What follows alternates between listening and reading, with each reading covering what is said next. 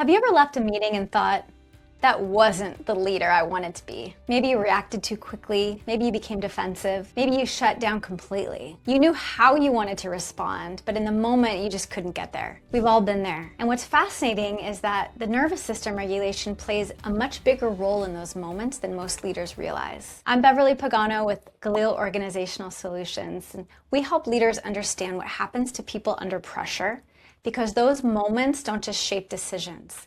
They shape trust, communication, and the culture of an entire team. One of the biggest misconceptions I see is that great leadership isn't about knowing the right thing to say. Sometimes it is, but more often it's about being able to access your best thinking when the pressure is on. At Glial, we call that capacity.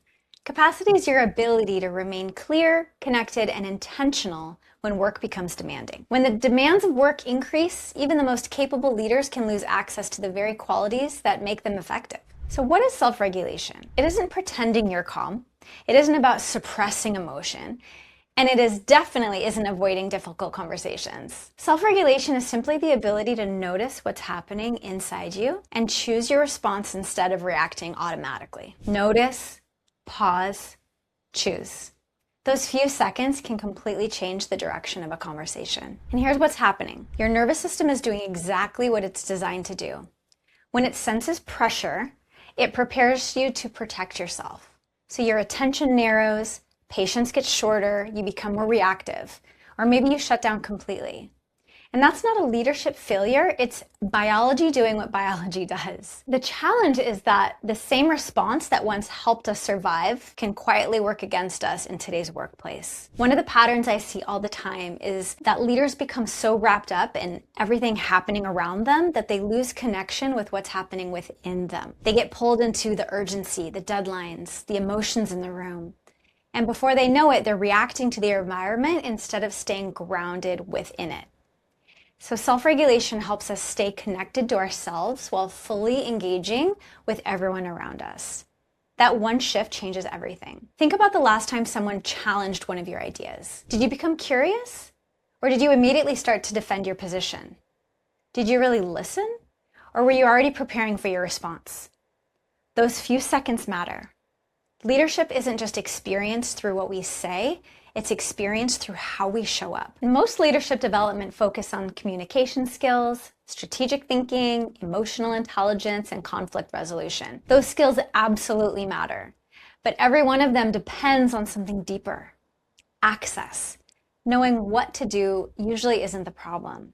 Accessing those skills under pressure is. Self-regulation helps keep your wisdom, judgment, and presence available when you need them most. It also changes the way your team experiences you. Imagine two leaders. A project falls behind. The first leader immediately raises their voice. People stop talking. No one wants to admit another problem. Now imagine another leader. They take one slow breath.